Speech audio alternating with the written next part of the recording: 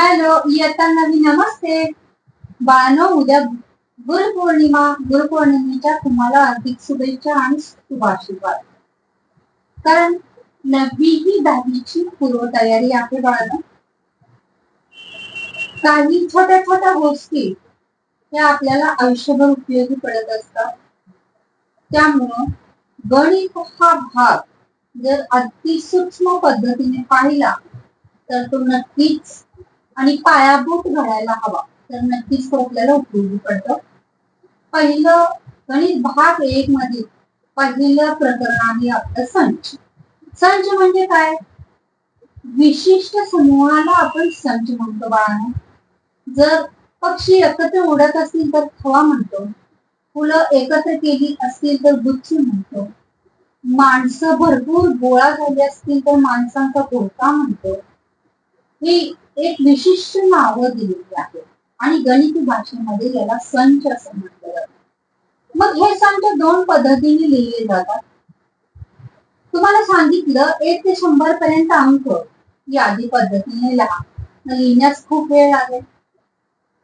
एकाच गावातील लोकसंख्या ही यादी पद्धतीने लिहा. शक्य आहे का? नाही. मग यासाठी दुसरी पद्धत आहे ती म्हणजे गुणधर्म पद्धत. गुणधर्म पद्धत मध्ये अगदी सविस्तरपणे परंतु अगदी शॉर्टकट मध्ये तीच माहिती दिलेली असते. त्याला काय म्हणायचं? गुणधर्म पद्धत. चला तर आज आपण पाहूया यादी पद्धत आणि गुणधर्म पद्धत या लिहिण्याचा फरक कोणता, ती कशा प्रकारे लिहिली जातात हे कळाल्याशिवाय त्याचा उपयोग पण तुम्हाला समजणार नाही बाळा. चला तर मग संच. संच याची पूर्ण माहिती तुम्हाला कळाली असेल. संच, लघवी संच. बघा, नैसर्गिक संख्यांचा संच असतो की नाही. नैसर्गिक संख्या आपण मोजतो. नैसर्गिक संख्या तुम्ही कशा मोजता सांगा बघू मला. नैसर्गिक संख्या कशा म्हणतो? 1 2 3 4 अशा प्रकारे मोजता ना नैसर्गिक संख्या. मग त्यात सांगितलं मी पूर्ण संख्या मोजा, त्यालाच इंग्लिश मध्ये होल नंबर म्हटलं जातं. त्या 0 पासून चालू होतात. पूर्णांक संख्या ह्या कशा दाखवल्या जातात? संख्या रेषेवर, कारण तिथं मायनस पण असतील आणि प्लस पण असतील. चला तर मग बघू. पहिल्यांदा यादी पद्धत समजून घेऊ, नंतर त्याच पद्धतीतील गणित गुणधर्म पद्धतीने लिहू, म्हणजे तुम्हाला लक्षात येईल. चला, नैसर्गिक संख्यांचा संच. नैसर्गिक संख्यांचा संच. नैसर्गिक संख्यांचा संच किती लिहायचा आहे बाळांनो? एक मर्यादा सांगितली, 1 ते 10 पर्यंत. नैसर्गिक संख्यांचा संच 1 ते 10 पर्यंत यादी व गुणधर्म पद्धतीने लिहा. यादी व गुणधर्म पद्धतीने लिहा. हा काय विचारलं तुम्हाला? प्रश्न विचारला. तर कसं लिहिणार तुम्ही? लक्षात ठेवा, संच हा महिरपी कंसातच लिहिला जातो. महिरपी कंस काढता आला पाहिजे. बघा कसं काढायचं. यस काढताना आपण यस, त्याला जोडून उलट यस काढायचं. हे इकडे यस काढायचं, याला जोडून इकडे यस काढायचं. उलट सुलट यस काढलं की काय तयार होतं? महिरपी कंस तयार होतो. त्याला म्हणायचं काय? महिरपी कंस. महिरपी कंस. आणि या कंसामध्ये संच दर्शवले जातात. साध्या कंसामध्ये संच दर्शवले जात नाही, हे लक्षात असू द्या. आता बघा काय सांगितलंय, 1 ते 10 पर्यंतचा नैसर्गिक संख्यांचा संच नॅचरल संख्या n ने दाखवला जातो बाळांनो. लक्ष द्या, इथं n 1 ते 10 पर्यंतचे आहेत. पहिलं यादी पद्धतीने लिहू. यादी पद्धत, उत्तर यादी पद्धत. यादी पद्धतीने काय करावं लागणार आपल्याला? नैसर्गिक संख्या कशा मोजल्या जातात? 1 पासून पुढं, बरोबर की नाही? होल नंबर म्हणजे पूर्ण संख्या कशा मोजल्या जातात? पूर्ण संख्या 0 पासून मोजल्या जातात. नेहमी लक्षात ठेवा, नैसर्गिक संख्या ह्या 1 पासून मोजल्या जातात आणि पूर्ण संख्या, त्याला इंग्लिश मध्ये होल नंबर म्हणतो, त्या 0 पासून मोजल्या जातात. 1, 2 मध्ये स्वल्पविराम लिहून घटक लिहायचे असतात. 3, 4, 5, 6, 7, 8, 9 आणि 10. हे पूर्ण यादी पद्धतीमध्ये सगळं घटक लिहिणं काय असतं? जरुरी असतं, गरजेचंच असतं. सर्व घटक त्याच्यामध्ये असणं गरजेचं आहे. चला मग आता हा जर संच कसा लिहायला सांगितलं आपल्याला गुणधर्म पद्धतीने, तर कसं तेच नाव येणार, गुणधर्म पद्धत.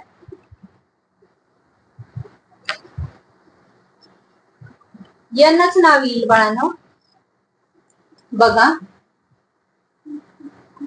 हा यातील घटक कुठले आहेत? एक्स आहे. म्हणजे काय लिहायचं?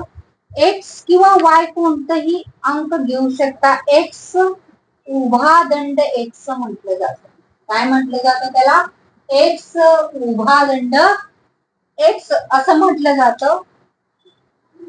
या चिन्हांचा अर्थ आहे चा घटक असणे. चा घटक असणे. आता हा कशाचा घटक आहे? कशाचा घटक आहे? नैसर्गिक संख्यांचा घटक आहे. याच्यामध्ये एक्स ह्या संख्या आहेत, ह्या सगळ्या त्या कशा आहेत? नैसर्गिक संख्या लिहिलेल्या आहेत.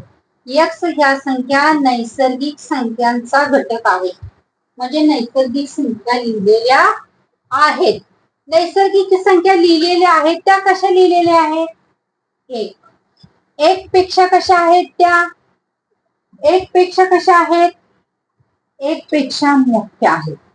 कुठल्या आहेत संख्या? एक्स. किती पेक्षा लहान आहेत ह्या? 10 पेक्षा लहान. आहे ना सोपं? काय अवघड आहे का बघा? आहे ना सोपं?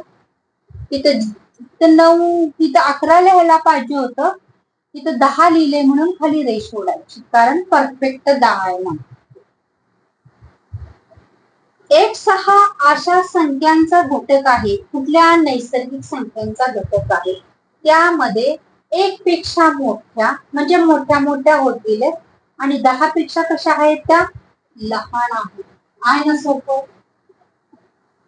अवघड आहे बघा. दुसरं, इंद्रधनुष्याचे रंग. जातानाही पाणी पी असं म्हटलं जातं. इंद्रधनुष्याचे रंग. इंद्रधनुष्याचे रंग यादी पद्धतीने कसे लिहिणार?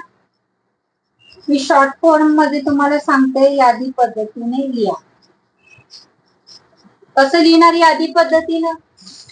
यादी पद्धतीने कसं लिहिणार आहे? जा, ता हे सगळं लिहायला पाहिजे. तिथं काही नाव देऊ शकतो आपण. जा, जांभळा. ता, तांबडा. जाताना, नारंगी. नारंगी. जा, नारंगी. जिला पहिली विनंती आहे, सॉरी. नारंगी. जातानाही म्हणजे हिरवा. जातानाही. पा म्हणजे पांढरा किंवा पारवा. जातानाही. पाणी. नी म्हणजे निळा आणि पी म्हणजे पिवळा.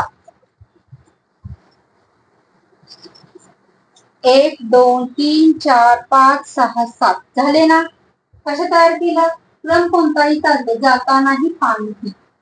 परंतु हेच जर आपल्याला कशात लिहायचे असतील? गुणधर्म पद्धतीने लिहायचे असतील तर कसं लिहू शकतो बघा आपण? एक्स उभा दंड एक्स इथं काय नॅचरल संख्यांचा घटक नाही, कितीपेक्षा लहान कितीपेक्षा मोठं हा काय फरक येत नाही.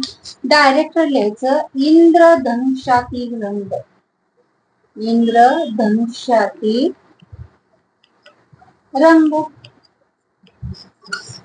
आहे ना सोपं? मग अवघड आहे का याच्यामध्ये काही नाही, समजून घेतल्यास अतिशय सोपं आहे बाळांनो.